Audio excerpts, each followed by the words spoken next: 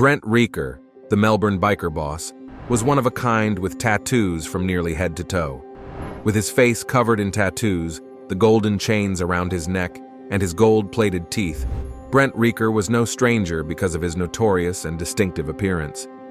It was no other than Brent Reker who brought the Rock Machine Motorcycle Club from North America to Australia.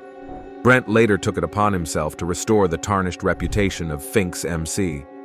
However, his life took a tragic turn due to his everlasting battle with mental health. How was it possible to go from Finks biker boss to a tragedy? This is the story of Brent Reker's life and how it all tragically ended. Brent's upbringing in Victoria was like that of many other young lads his age. He enjoyed playing football and spending time with friends.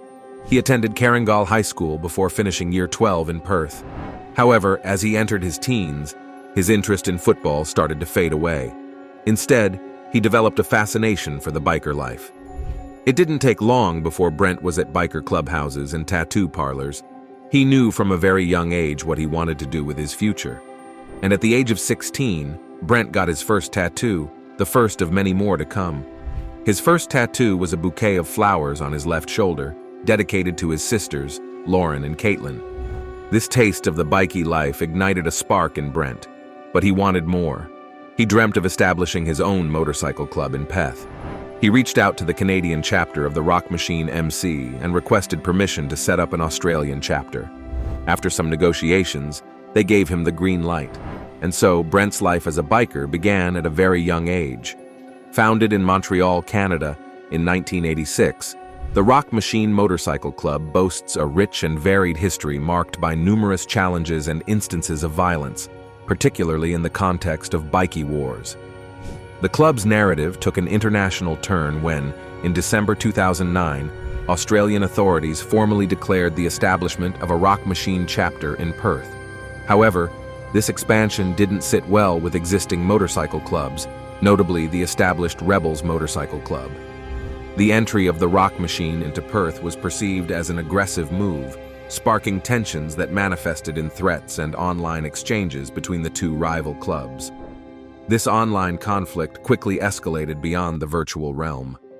In 2010, the tensions erupted into physical violence, leading to a noteworthy brawl between members of both clubs at a nightclub in July. This altercation resulted in several injuries. Subsequently, in October of the same year, members of the Rock Machine MC escalated their actions by firebombing a vehicle belonging to a Rebels member. The violence persisted into November, when Rock Machine members set ablaze a tattoo parlor and another vehicle owned by the Rebels. Recognizing the urgency of the situation, law enforcement took decisive action. On November 29, 2010, a member of the Rock Machine faced charges after police discovered a cache of high-powered firearms in his car during a routine traffic stop. The seized weapons included an automatic rifle, a 12-gauge sawed-off shotgun, and a .44 Magnum lever action. This incident underscored authorities' commitment to addressing the rising tensions and criminal activities between the feuding motorcycle clubs. During the tumultuous period of conflict between the Rock Machine and the Rebels, Brent assumed the role of sergeant-at-arms within the Rock Machine, displaying a readiness to engage in less than savory activities. Regrettably, Brent's active participation in the organization eventually led to his incarceration on charges of extortion. Reports suggest that Brent gave two people a choice: either give him some money or face the physical consequences, if you know what I mean. This happened because the two folks supposedly bragged about being part of the Rock Machine, which they strongly denied. Brent apparently wanted either the money or a video showing the two hurting their friend. They were also warned about bad things happening if they went to the police. Unable to pay the demanded $22,000 and not wanting to harm their friend, the two decided to ask the authorities for help. This led to Brent getting arrested and getting a 3-year prison sentence. Sadly, while Brent was in jail, another sad event occurred. His 21-year-old brother, Tyron, took his own life in Melbourne on New Year's Eve in 2011. This mix of personal sadness and legal troubles marked a tough time in Brent's life. In an interview with the media, Brent's mother revealed that the haunting specter of his brother's demise lingered with him persistently. Following his release from incarceration, Brent returned to Melbourne, where he affiliated himself with the Finks Motorcycle Club. Originating in Adelaide in 1969, the Finks MC distinguishes itself through its distinctive black and white colors. Their recognizable emblem showcases Bung, the court jester from the renowned comic strip, The Wizard of Ed, where the notable proclamation, "The King is a Fink," resonates. The Finks are renowned for their close-knit camaraderie, stringent membership vetting procedures, and reputation for engaging in unlawful activities. But their somehow cute and funny logo was no longer suitable for their image. So in 2014, the club underwent a patch redesign, transforming the character of Bung into a more robust and assertive representation. This alteration was, in part, a strategic move, intending to convey a message. The Finks MC had previously been under scrutiny in 2001 when the Law Enforcement Task Force Avatar targeted them, seeking to dismantle one-percenter motorcycle clubs. In the course of the Harley Street bike drag racing event in 2010, a regrettable incident involving individuals from the Finks MC and Coffin Cheaters MC. Upon their arrival, tensions flared when a member from Finks MC reportedly spat, triggering a violent altercation. This resulted in a Finks member sustaining a gunshot wound to the leg, while another had 3 fingers severed. Fast forward to 2015, the Finks MC found themselves under substantial police scrutiny, teetering on the brink of collapse. Law enforcement executed raids on 20 Finks properties, resulting in the apprehension of 17 members facing charges encompassing drugs, weapons, extortion attempts, and conspiracy to commit kidnapping. This not only imposed a significant financial strain on the club due to escalating legal expenses, but also besmirched its standing across Melbourne. However, within the ranks of the club, Brent emerged as a pivotal figure with a vision to transform its tarnished image. His trajectory within the Finks MC was nothing short of extraordinary, swiftly ascending to the esteemed position of Finks national president. Described by his mother as possessing unparalleled fearlessness, Brent gained recognition as one of the most adept riders in the region. His motorcycle seemingly pirouetted on the roads, captivating onlookers like scenes from a cinematic spectacle. The revving of his engine commanded attention effortlessly, creating an exhilarating experience for those riding alongside him, surpassing even the pleasures of intimacy. Brent's aspiration was evident, to convey a resounding message that the Finks had reclaimed their presence in Victoria. In an interview with the Daily Mail, he underscored the club's belief in the significance of Victoria as a territory where bikers could still enjoy basic human rights without oppressive regulations. To him, biker clubs symbolize the last frontier of freedom and camaraderie in Australia. Brent yearned for the uncomplicated pleasures of spending time with friends and relishing a drink on a Friday night, free from the constant interference of authority. He fervently declared that the era of police targeting their members had come to an end, refuting allegations of drug possession and illicit activities. Yet as Brent endeavored to enhance the club's reputation, he encountered numerous adversaries, both from within and outside the Finks. On the morning of May 31st, 2018, at precisely 4:40 a.m., a distressing incident unfolded as Brent, accompanied by his wife and their 2-week-old son, were sleeping inside their residence. Their home became the focal point of a harrowing episode when multiple gunshots were discharged and an assailant firebombed Brent's car. The bullets not only penetrated their residence, but also caused damage to a neighboring house. Gratefully, Brent and his family emerged unscathed from this terrifying attack. The entire sequence of events was meticulously captured on CCTV footage, unveiling a parked car on the property abruptly engulfed in flames. A man was observed hastily returning to the driver's seat of a waiting vehicle, igniting the car, and discharging several shots from the back driver's side employing a high-powered weapon. A mere 10 minutes post-attack, the police stumbled upon the suspected getaway car, now ablaze nearby. This night of violence swiftly garnered media attention, triggering a comprehensive police investigation. Authorities harbored grave concerns that this incident might catalyze a full-scale conflict among bikie factions. Subsequently, Matthew Bruce, identified as an enforcer for the rebels and holding the position of sergeant-at-arms within the motorcycle club, faced charges related to the violent episode. Allegations against him included discharging a firearm at a location, reckless conduct endangering life, criminal damage by fire, prohibited possession of a firearm, and theft of a motor vehicle. Following these developments, Brent's anxiety for his family's safety intensified, prompting him to procure a firearm for protective purposes.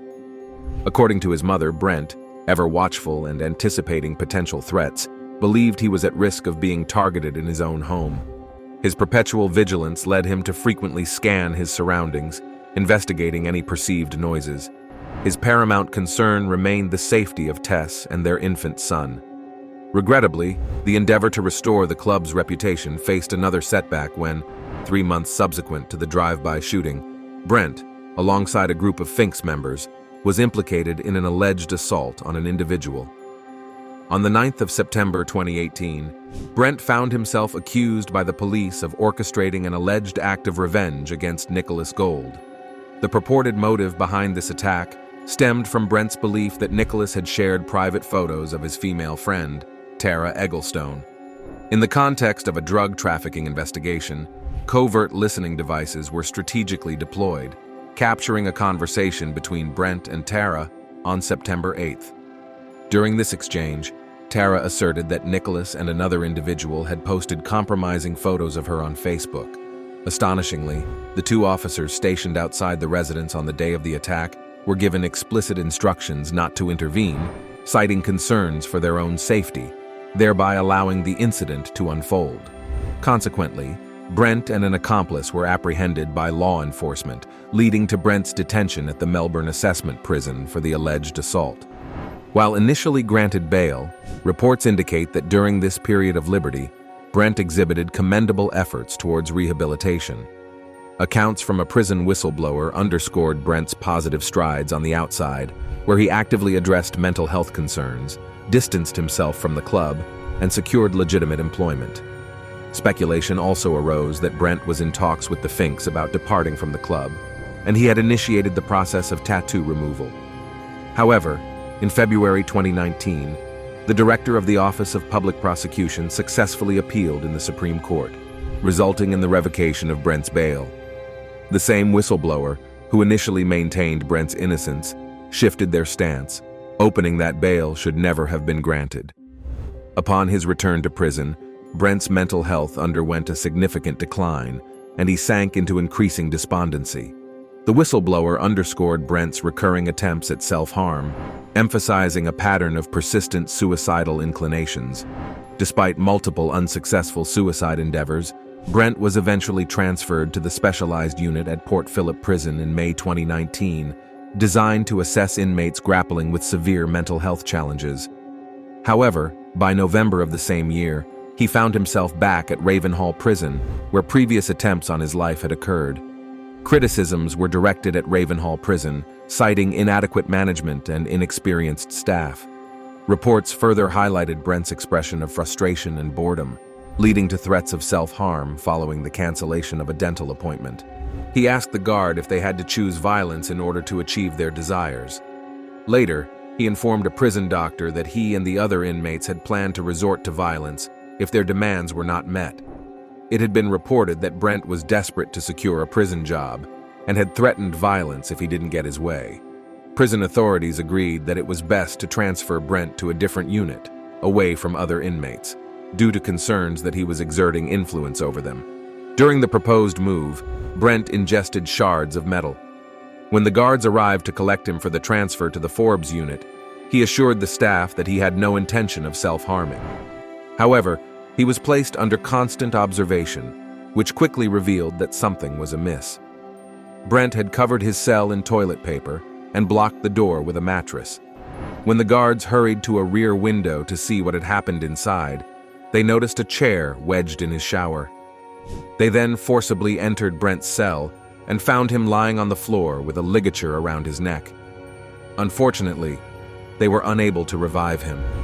The whistleblower stated that Reker should never have been moved to that unit, considering his fragile mental state. There were padded cells with no hanging or electrical points, and he should have been placed in one of those. He was a ticking time bomb, without a doubt. Brent's death has raised numerous questions about the prison system and whether it could have been prevented. A Victorian coroner is currently investigating the events leading up to Brent's transfer from the specialist unit, as well as his mental health history and the staff's risk assessment of him. His mother expressed that there are many things she misses about her son, including their shared physical traits of small ears and a strong personality. Detailed information has come to light regarding the final moments of the notorious Brent P.J. Reker, known for his affiliations within the biker community, before his untimely demise in prison. Brent Reker, aged 35, was discovered lifeless within the confines of Ravenhall Correctional Center on December 12, 2019. This unfortunate event transpired subsequent to an episode wherein he barricaded himself and met his end by hanging within his cell. Notably, Brent Reker, a heavily tattooed Finks Bikie and formerly the Sergeant-at-Arms of the Rock Machine Motorcycle Club, was in custody, facing charges linked to an alleged assault. This assault was characterized as a retaliatory measure in response to the dissemination of compromising photographs of a woman online. In September 2018, Brent Reker, accompanied by fellow Finks members Nathan Martineau, Pierce Williams, and Corey Wanacormick, engaged in a violent altercation within a Melbourne residence.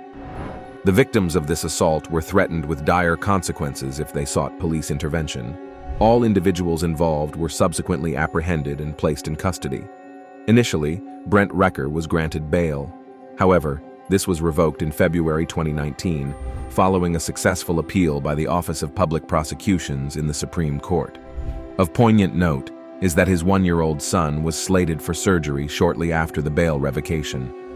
The circumstances surrounding Brent Reker's suicide, which is presently under scrutiny in a Victorian coronal inquest, indicate a substantial suicide risk. Reports reveal that he attempted self-harm multiple times during his stay at the Melbourne Assessment Prison, a facility designed for individuals grappling with mental health challenges. In November 2019, he was transferred from Port Phillip Prison to Ravenhall, a specialized mental health unit, after a failed suicide attempt. Recent reports, however, highlight concerns about the unit's management, with indications that its staff may lack experience compared to counterparts in other facilities. Approximately 3 weeks after his transfer, apprehensions arose among prison staff regarding Brent Reker's potential influence on fellow inmates within the unit. Expressing self-harm ideation during a meeting prompted authorities to initiate a transfer on December 12th.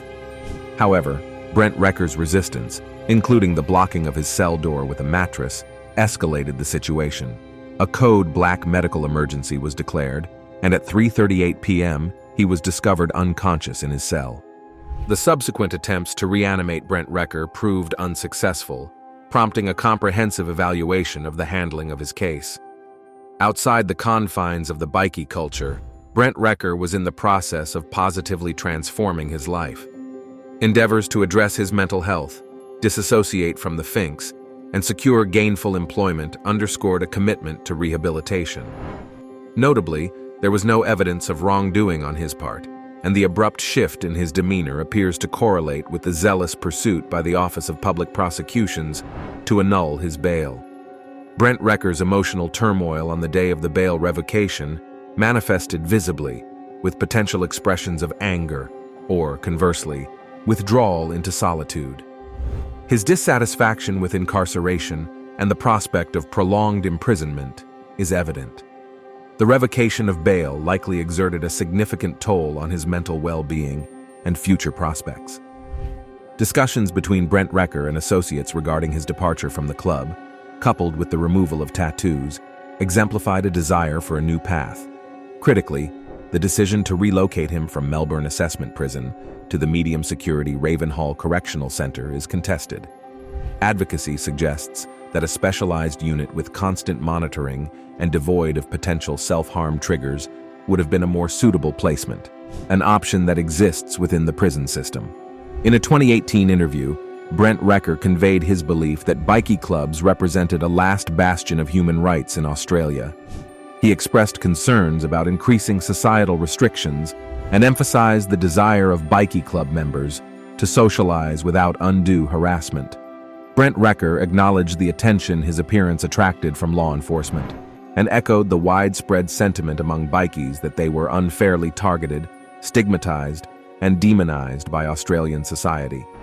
The negative portrayal of motorcycle clubs in the media, focusing on the criminal actions of a minority rather than the law-abiding majority, contributed to this perceived injustice. Additionally, Brent Reker highlighted the employment of heavy-handed tactics by law enforcement, such as harassment, excessive surveillance, and unjustified searches, as violations of civil liberties and basic human rights. It was slated for Brent Reker to appear at the county court on June 29, 2020, for a final direction hearing in his case. These circumstances surrounding his demise raise questions not only about the handling of his individual case, but also prompt broader reflections on the treatment of individuals within the bikie culture by law enforcement and the wider societal implications.